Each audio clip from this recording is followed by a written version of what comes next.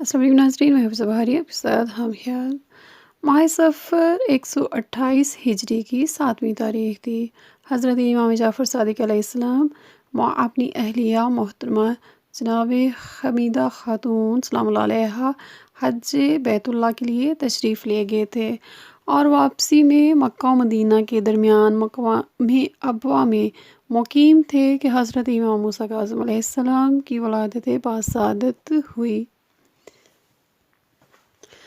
جناب حمیدہ خاتون سلام اللہ علیہا کا بیان ہے کہ میرے فرزند نے ولادت کے بعد رخ آسمان کی طرف کیا اور زبان پر کلمہ شہادتین جاری کیا، جو اس سے پہلے کے معصومین علیہ السلام کے آغاز حیات کا طریقہ کار رہا ہے۔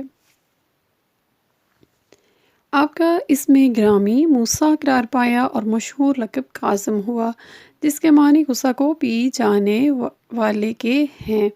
آپ کے دوسرے القابات میں عبد صالح، صابر، امین اور باب الحوائج وغیرہ زیادہ شہرت رکھتے ہیں۔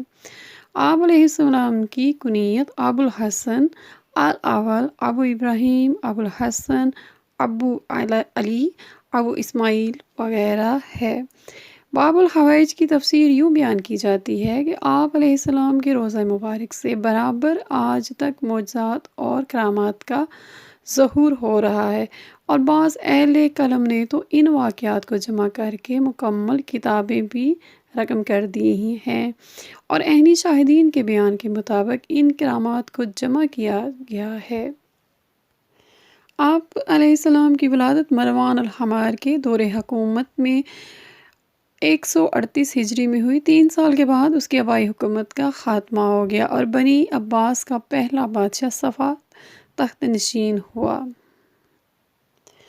170 ہجری میں ہارون رشید تخت نشین ہو گیا، جس نے 183 ہجری میں حضرت امام موسیٰ کاظم علیہ السلام کو زہر دے کر شہید کرا دیا۔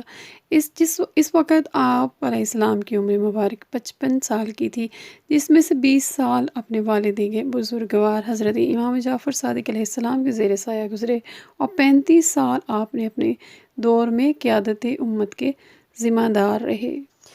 میرے لاکھوں کروڑوں سلام ہوں میرے مظلوم امام موسیٰ کاظم علیہ السلام کی بلند ذات پر۔ حضرت امام موسیٰ کاظم علیہ السلام کا ارشاد گرامی ہے کہ جس شخص کو مالی پریشانی ہو یا کہیں بھی اس کی جائیداد پر ناجائز قبضہ کر لیا گیا ہو، تو نماز فجر کے بعد 10 مرتبہ اس دعا کو سجدہ میں پڑھے تو اس کا ہر قسم کا نقصان پورا ہو جائے گا اور غربت و پریشانی ختم ہو جائے گی۔